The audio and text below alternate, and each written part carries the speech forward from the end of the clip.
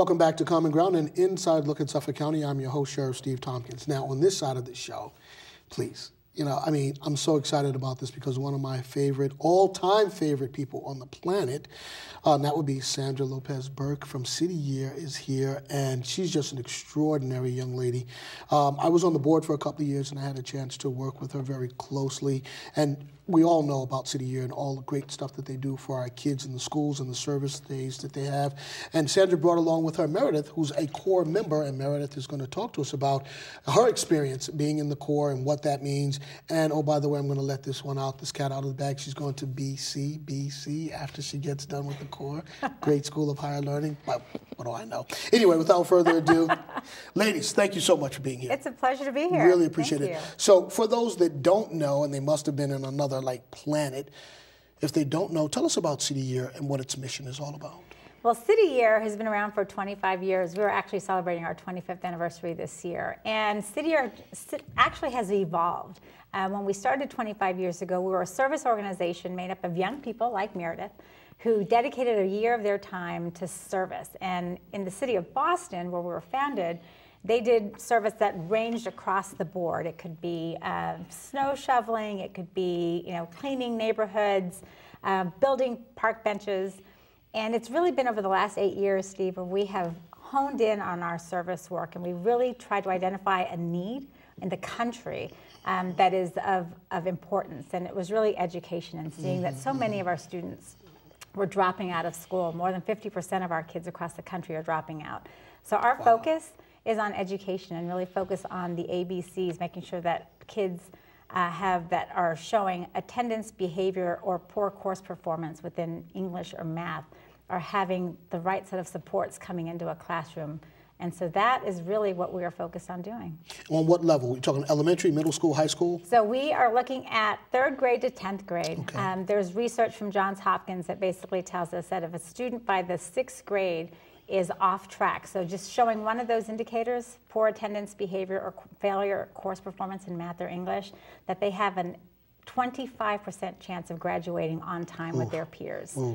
And so we know that bringing in a young subset of near-peer role models that are working in coordination with the teachers and principals in classrooms, that can have an impact. So Meredith, why don't you tell us about that experience? What is it like? Give us a day in the life of Meredith, working with the kids, working with the teachers, and working with the school administration. Sure. So I'm placed at the Hennigan Elementary School in Jamiaca Plain.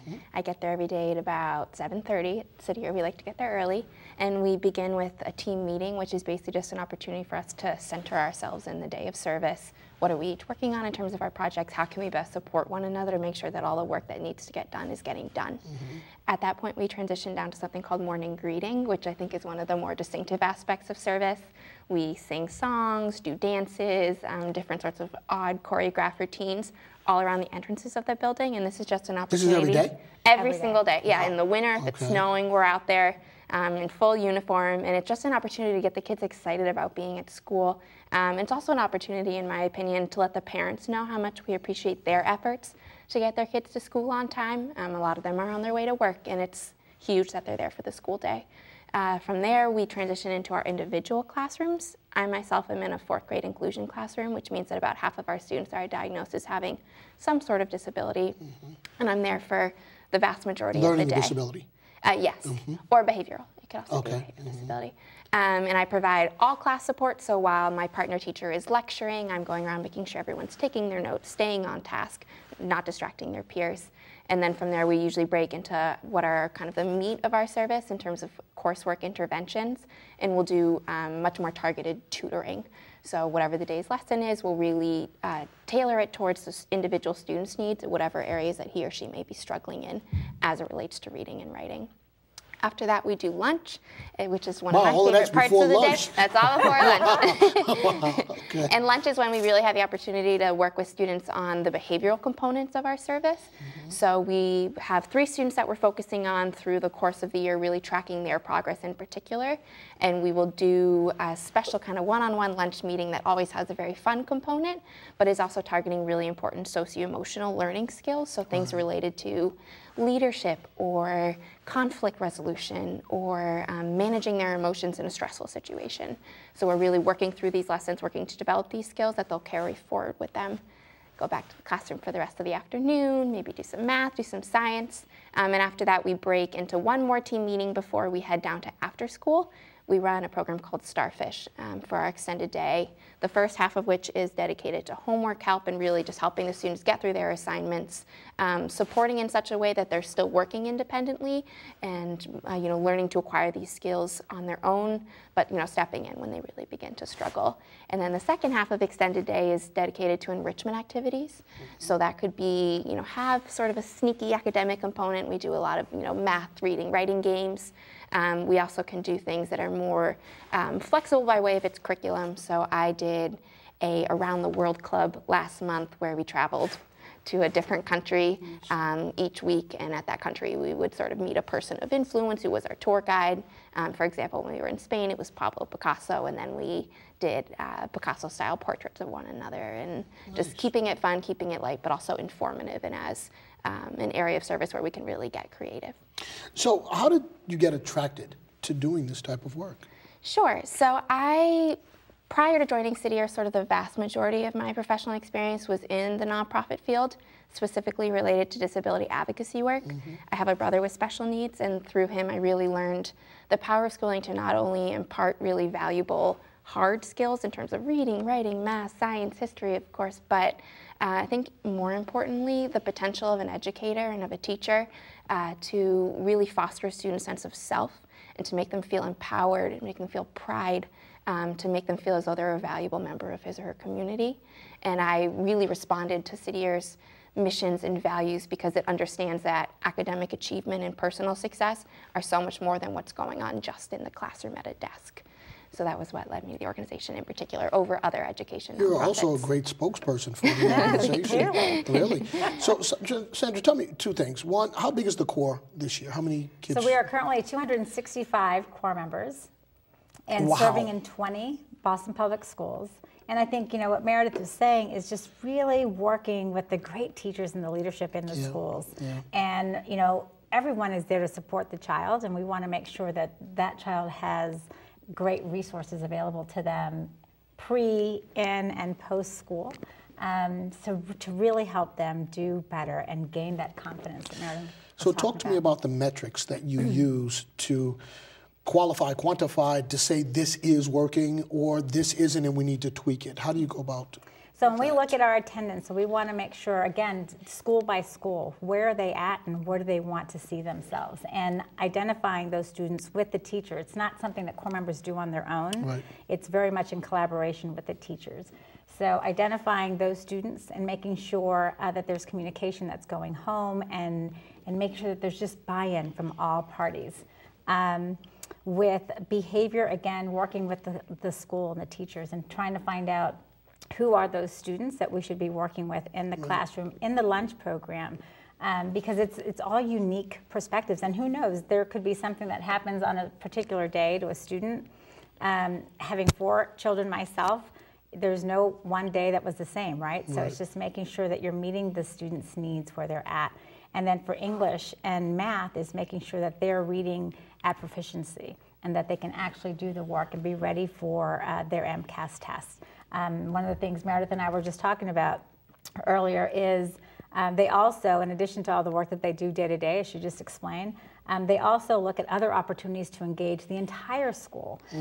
So of the 265 core members we have, we're serving over 10,000 students every single day in the 20 schools in which we serve. Wow. And they're actually getting ready to put on an MCAS rally for the kids in her school.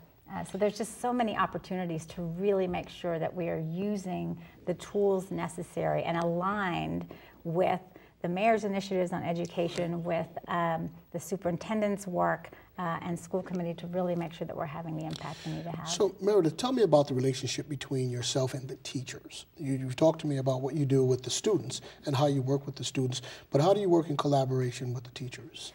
So my host teacher is actually a former CityYear core member, which is hugely advantageous, but I would say it's really about striking a balance and finding a way to leverage the teachers' background experiences and their vast knowledge around working with children of this age group, around establishing an effective curricular plan, about delivering that information in a way that's dynamic, but also taking initiative on our end and making sure that we're doing our homework, we're doing our research.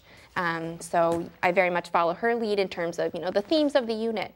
But if I have an idea for something that we could zoom in on, some sort of fun creative project, or I'm noticing a trend in student writing around punctuation misuse. I can really take that initiative, come to her with that, and we'll partner on it, and we'll figure out a good avenue through which to approach those changes. So you sound like you've done your homework before you actually got down to the business of doing this, but have you encountered any surprises, anything that you did not expect as you're going through this process of working with the teachers and the schools and the kids?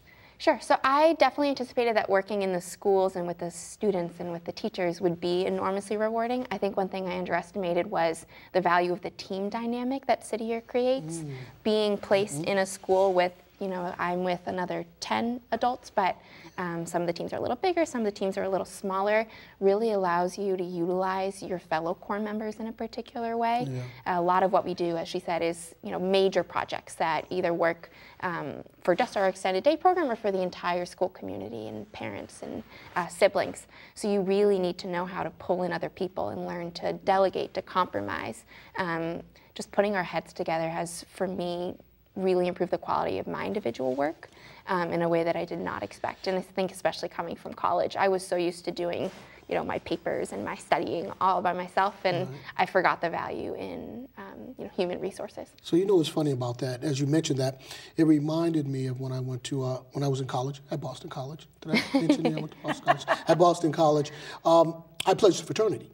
And when you go through that type of experience, you're working with a group of people for a certain amount of time where you really do depend on and rely on those folks. And you see every gamut of emotion, from the highest highs to the lowest lows. And so at the end of that process, we began with 8 guys. We finished with 3 because it was a real rigorous, tough process, kind of like being in the Corps. But those 2 guys are like my blood brothers. There's nothing in the world that I wouldn't do for these 2 guys. And it felt like actually at the end of it, although we only pledged for 7 weeks, it felt like I knew them for my entire life. And it sounds as if the collaborative process that you're going through with the team members is something akin to that experience where you're getting to learn and grow with people. And these will probably be friends of yours for the rest of your life. Would you think that these people you're going to remain close with? Yeah, and I think it's also strengthened our individual relationship with students in terms of CityYear is so incredibly proactive in its recruiting efforts and finding people who are right for this role. So I have a teammate who is from Singapore. I have another teammate who's literally from around the block from our school, and she knew the siblings of some of our children and speaks Spanish fluently and is really able to engage with the community. So that juxtaposition gives us a diversity that reflects the community we're serving in a really powerful way. That's beautiful. Let me ask you this. When you're looking for kids or young adults to put into the Corps, what qualities are you looking for? We really seek for folks who want to, are passionate about serving for a year, giving back, making things better. Working with kids, I think, is a huge plus. I think also folks who are very interested in going into the teaching profession is just a nice plus to have, or in some subsection of that, right? So about 25% of our core actually go into education post their CityYear experience. And it's just a great pipeline of young people who maybe have served either a year or 2, because they can serve up to 2 years, in an urban public school setting and really understand the dynamics, have learned from some great teachers that they're being influenced by, and being able to come into the school and be a part of that. And it's a great opportunity to really continue to build that. And from our end, as we are working in these schools with these children, the goal is to truly help 50% of our students get on track across the board. We want to increase the graduation pipeline. We know graduation rates are getting better here in Boston, which is great. There's still a lot of work that we need to do together. So our hope is to be growing into a total of 37 schools, working towards that. And again, looking at the 6 high schools that are predominantly producing many of our dropouts, and then those K-8 middle school and elementary schools that feed into those high schools. How well do you work with the city? the governmental structure of the city when you talk about going into the city schools? What's that relationship like? We have built such a great partnership with the district and the city.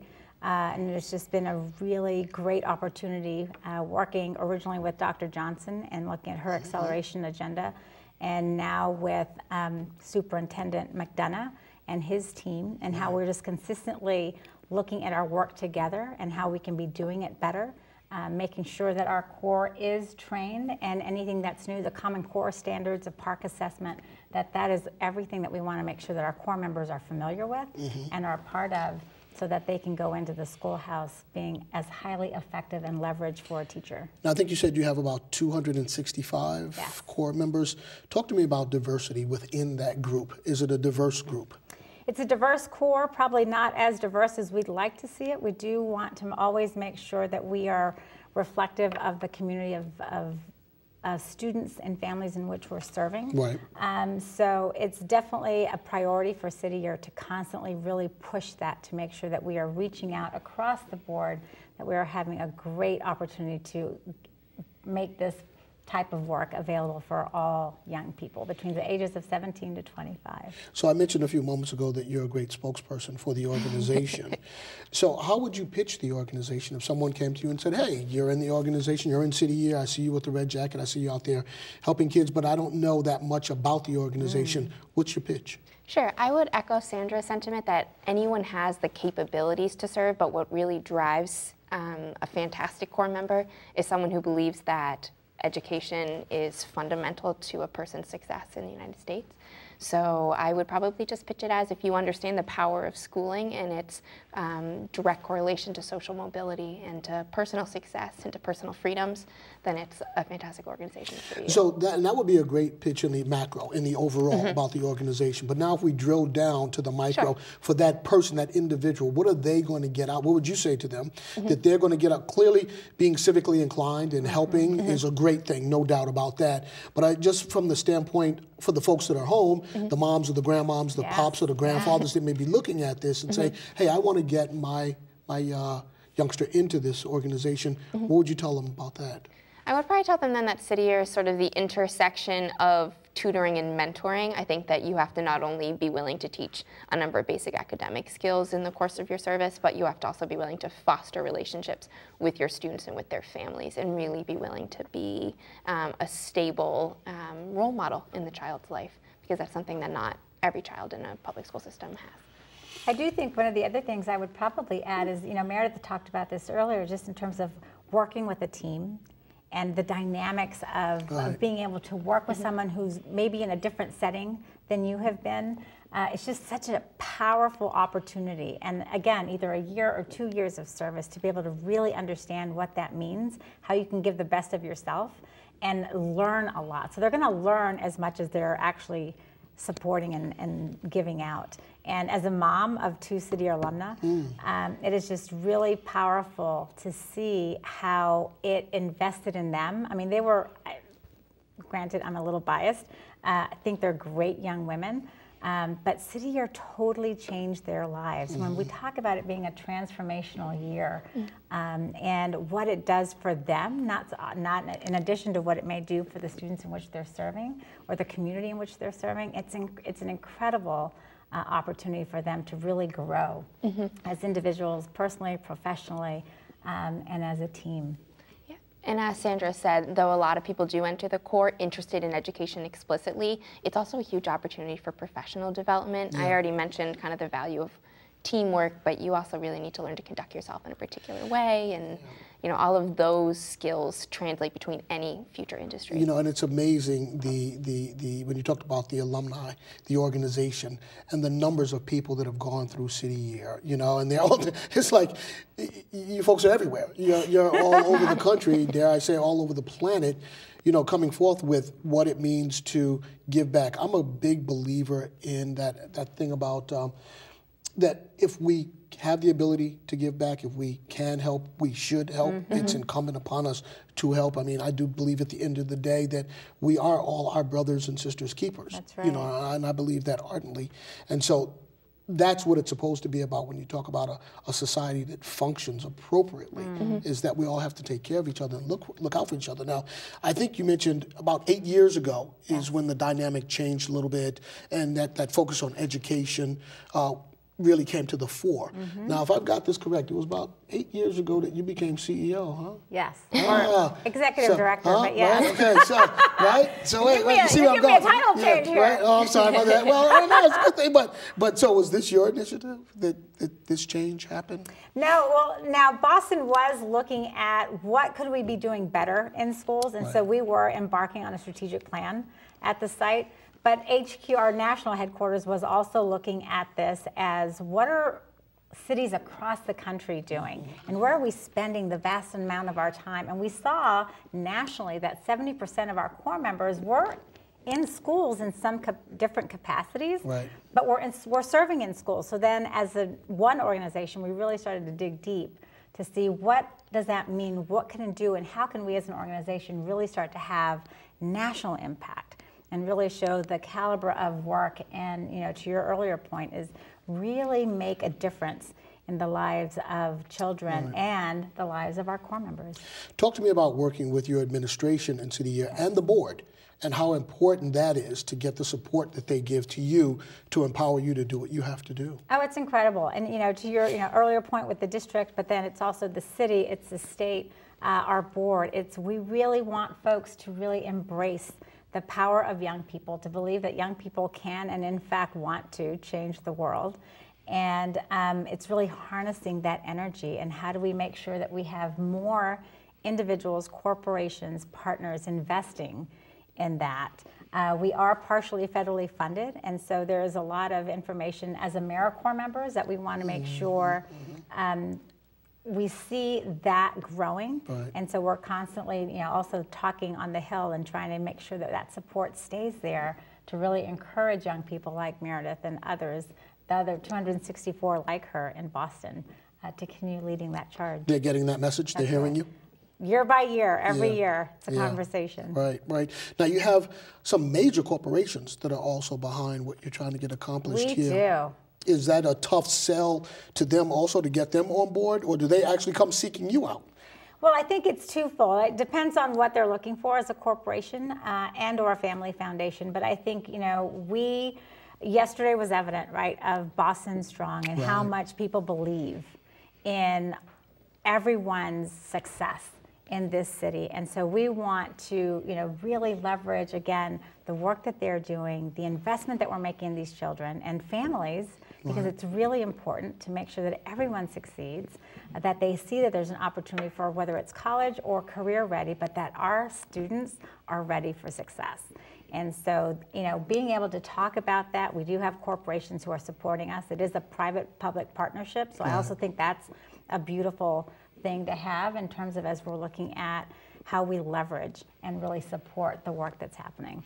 And from my vantage point, being the sheriff, what you guys and ladies do over there is hugely important to what we do at the Sheriff's Department, meaning diverting kids away from the criminal justice system and keeping them out of jail, and so that they don't fall into that, because once you fall into the criminal justice system, it's really hard to get out, and you're in a world of hurt. And so I applaud your efforts, and I'd like to see you in every city in the country. Clearly that's me, Michael Brown. Probably say too. Slow down. Call you. Yeah, right. Slow down, dude. Right, I got a job for you. But I really do applaud what you're doing, and I'm really happy that you're out there. If folks want more information about getting involved with the organization, how do they get that info? They can call me directly. 617-927-2407. Wow. Absolutely, I'm putting it out there. Our email is cityyear.org. Okay. So really, to learn more about it, both, and I would, you asked this question before, as parents who might be interested, who think this is a great opportunity, for those young people to really search it out and really get a sense of, is this something for me that I would be really excited about doing? We've started to see that some of our core members have actually been students in which we've served in their schools. And it's great to see that whole cycle of just leadership continually come through the door and just be great role models for our students. That's beautiful. I have to wrap this up, but before I do that, Meredith, so What's the best college in the Commonwealth? Boston College. Oh, there you go. Go You heard it. Go Eagles. You heard it. Hey, listen, ladies, thank you so much for coming on. I really do appreciate it. Folks, we're out of time. We're out of here. We'll be back again next week. So until then, you take care of yourself. Peace.